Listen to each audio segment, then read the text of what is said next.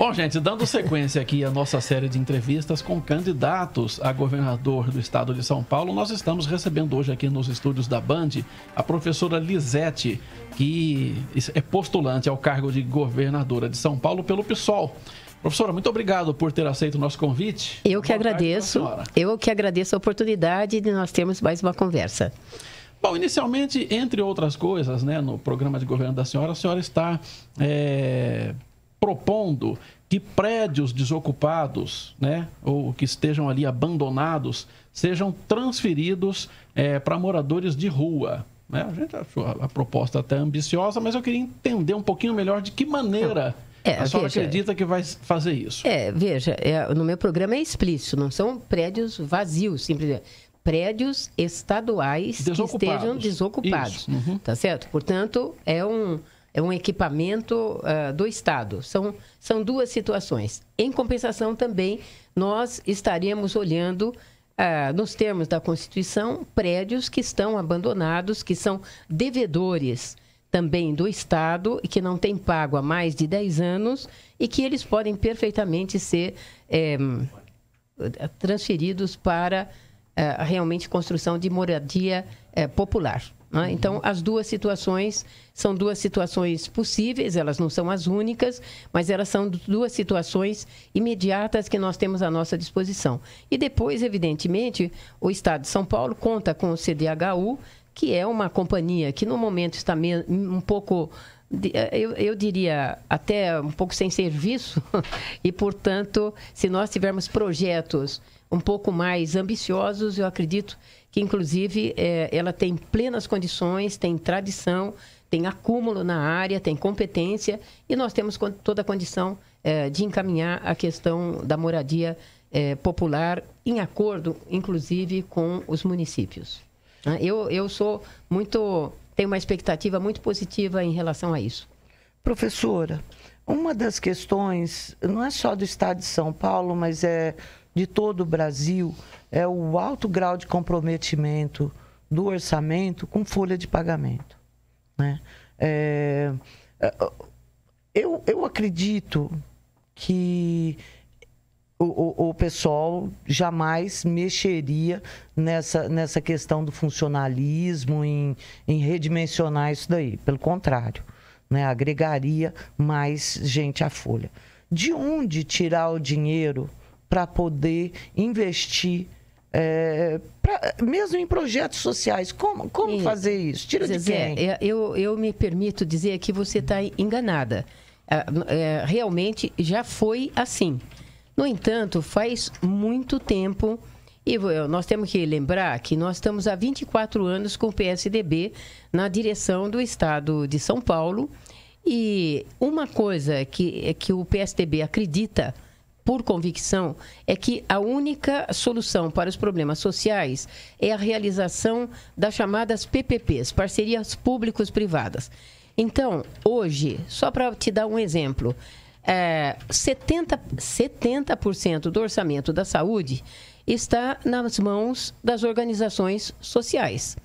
Isto significa, e quero te dizer que nós temos uma situação bastante delicada, porque eu estou aqui nas mãos com o último relatório do Tribunal de Contas do Estado, que não só alerta, como parte dele denuncia a gravidade da situação que nós estamos vivendo em pelo menos duas direções. Primeiro, eles criaram um termo que eu até resolvi adotar, que é a quarteirização hoje do serviço. Ou seja, eu contrato você como uma empresa idônea e você estabelece o preço daquilo que você deve, que o Estado vai pagar para você fazer. Contrato de médicos, fornecimento de refeição, limpeza, manutenção de equipamento, aluguel, enfim. Tudo que for necessário. Você estabelece um preço, o Estado paga. Tá certo? Só que você, para ter lucro, você contrata o Sena, que por sua vez contrata o Kleber, que por sua vez contrata ali o Paulo. O que acontece? O quarto é o que vai realizar o serviço e as quatro empresas, na verdade, só lucraram de repassar o serviço. Qual é a constatação dramática? Aquela quarta organização social que de fato está fazendo o serviço, não contrata o mesmo número de médico, não cumpre aquilo que estava compromissado, e veja a constatação, Tribunal de Contas do Estado, relatório publicado. Que é bastante duvidoso, né? Duvidoso porque em termos. Olha, quando você nomeia os caras para o Tribunal de Contas, tudo político, o governador pagando favor. Então, veja bem. Eu não acredito nos tribunais. Eu diria para você o seguinte... Bom, desculpe, você deve defender o contrário, porque se faz 24 anos que o Alckmin nomeou praticamente todos eles seriam a favor do Alckmin, não contra o Alckmin, tá certo? Bom, estou dizendo concretamente o relatório. Bom, que se eu apresentar eu só estou te dizendo, dados objetivos do Tribunal de Contas, é isso, que está pedindo providências para a Assembleia Legislativa. Lembre-se que ninguém...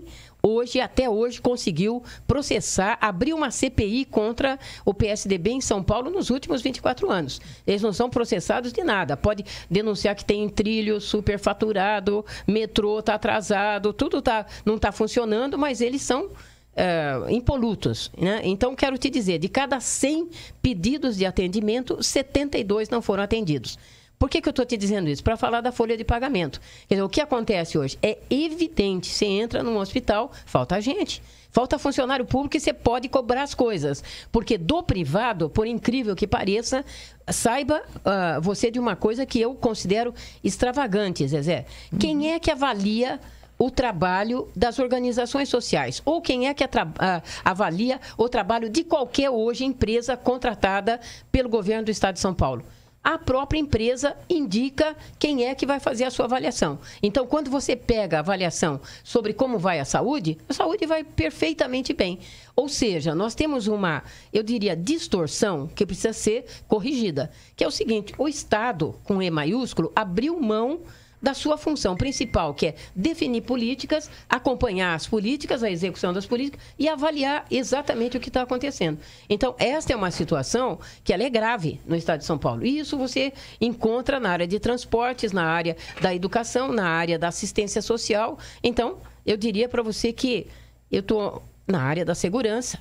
Tá certo? Estou indo lá visitar os policiais civis ou militares. Qual é a constatação? Falta gente porque não tem concurso há mais de 8 anos. Falta. E tem uma coisa: com a proposta do plano de previdência apresentado no governo Temer, as pessoas também vão saber disso em todo o Brasil. Quem tem um tempinho, que pode contar, somar 30 a 35 anos para se aposentar, está fazendo isso, tá certo? Os policiais também. Então, você tem uma defasagem hoje do número de funcionários que é preocupante. Professora. Então, quem entrar, eu diria de verdade, independente da minha posição, né? Mas quem entrar vai ter que sofrer funcionário público. E eu quero te dizer, a culpa, Zezé, desta situação de dizer, gasta tudo, na verdade, não se gasta mais do que 54%, porque a lei não permite.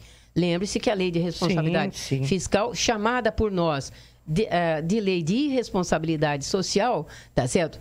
Fez isso. Eu quero te dizer, eu não vejo nenhum problema de se gastar até 80%, porque para o atendimento às políticas sociais, você precisa de gente trabalhando. Porque uma coisa... A lei foi criada de responsabilidade justamente para não estourar, não ficar empurrando com a barriga dívida, não ficar o buraco para outra gestão, que é o que acontecia na prática. Né? O que não quer dizer que nós estejamos melhores com ela. É isso que eu quero dizer. Ela foi...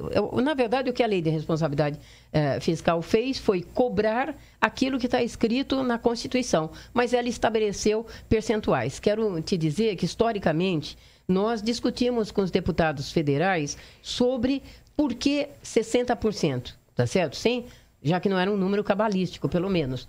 E eles disseram, não, nós fizemos uma pesquisa e vimos que países como, vou citar aqui porque é textual deles, a Inglaterra, a França, a Dinamarca, a Itália e, surpresa, aí a Grécia, tá certo? Gastavam isso. E a gente até ponderou na época, falou, olha, mas será que isto não é uma medida que vai levar a uma terceirização desenfreada? Porque estes países que vocês estão citando, tá certo? Mesmo a Grécia, apesar de estava naquela ocasião numa crise, não é? Bastante grande. Mesmo assim, a Grécia já havia atingido índices e indicadores de qualidade de vida, de atendimento às políticas sociais, que nós nunca tivemos. Não é? Então, eu estou dizendo isso porque o próprio 60%, ela, em princípio, foi feito fruto de uma pesquisa comparando o Brasil com outros países. Não é? Que eu acho que a comparação era uma comparação razoavelmente indevida. Então, a Grécia faliu e eu tinha amigos na época que moravam lá e como sofreram. Eram classe média alta, perderam tudo. Voltaram para cá, estão aqui no Brasil e agora enfrentam a mesma situação que enfrentaram lá. Eles estão achando que tem a ver com a vinda deles. Assim, acho que a gente é meio azarado. Falei, volta para lá, pelo amor de Deus. Mas eu ia perguntar para a senhora o custo. Em relação à emenda constitucional 95. Eu quero te dizer, nós não temos nenhuma experiência no mundo de algum país, eu vou te dizer de verdade, pelos estudos que eu faço. Nenhum país foi tão irresponsável de congelar recursos nas áreas sociais para pagar dívida de qualquer tipo, tá certo? No mundo, não tem nenhum na história. Você não acha que é um exagero você falar que você não vai investir além do que se investe? Eu acho que tem o que eu entendi é que você congela, mas, por exemplo, se você fizer economia em determinadas áreas, você pode usar aquele recurso para você jogar na saúde, para você jogar na educação e para você fazer essas mudanças aí de planos ao longo do caminho. É com isso que eu conto. Mas a senhora não acha que o problema, quando a gente fala de OS, isso que a gente está vendo, a questão é a corrupção, é a falta de fiscalização? Porque quando eu vejo, por exemplo, aqui, o Hospital Mário Gatti, é um hospital municipal. Conheço bastante. Você lembra que bacana, eu sou campineira, né? Lembro. Um hospital municipal, um hospital muito bacana, mas ele custa muito mais do que o Ouro Verde, que tem tamanho semelhante.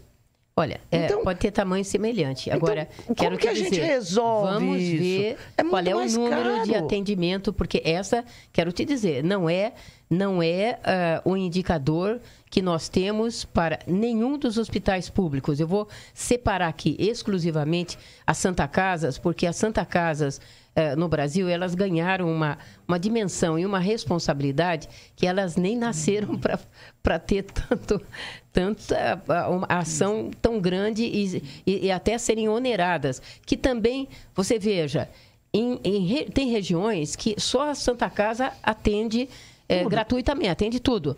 No entanto, também, qual é o grande problema? Quando você pega o meu relatório hoje da Secretaria da Saúde, sem nenhum outro problema, palavras deles, 90% das Santa Casas tem corrupção alta. São Paulo é um caso exemplar, tá certo? Então, o que eu quero dizer é o seguinte, aí você vai ter que contrabalançar, tá certo? O que é corrupção com atendimento, eu vou dividir em vários níveis. É tão endêmico que a gente fica até com vergonha, tá certo? Né? Isso, entende? Porque ser honesto, que devia de ser... mas eu que também quero te dizer, eu sou professora universitária, sou funcionária pública há 40 anos, né? Estou fazendo 50 anos de magistério esse ano, e quero te dizer, sou honesta, e já ocupei cargos de direção em bastante lugares no qual manipulava recurso público e não pouquinho. Tá certo? E, no entanto, não me corrompi. Mas a senhora deve ter pego algum corrupto. Não, eu não tenho dúvida nenhuma. Vários deles. Mas o que eu quero dizer é o seguinte, a tentação está lá, a proposta está lá.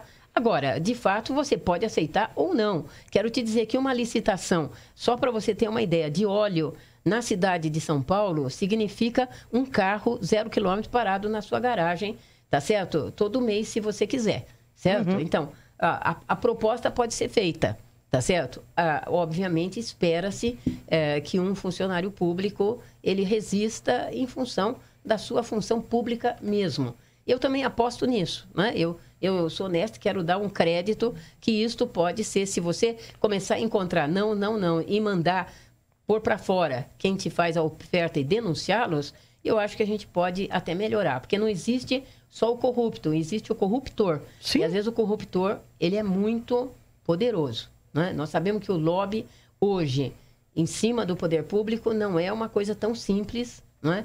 E, portanto, por isso que eu acho que a gente tem que equilibrar exatamente como é que vai atuar nesses setores. Professora Lisete, candidata ao governo de São Paulo pelo PSOL. Nosso tempo, infelizmente, se esgotou, mas a gente quer agradecer. Mas não deu tempo de nada agora. Agora eu revoltei aqui. Eu também. Mas quando a conversa é boa, vai rápido. Eu gostei muito do debate. Eu achei que foi uma possibilidade da gente também se apresentar. Não é? E vou, portanto, me permitir propor aqui. Quem quiser conhecer um pouco mais as nossas propostas de governo, que eu acho que são viáveis, algumas são ousadas, mas todas elas são bastante interessantes, por favor, entre no nosso site, lisete.com.br, e você vai poder nos conhecer melhor. Obrigado, muito obrigada, uma boa tarde para a senhora. Vocês são muito simpáticos, queridos. Obrigada, boa sorte. Muito obrigada.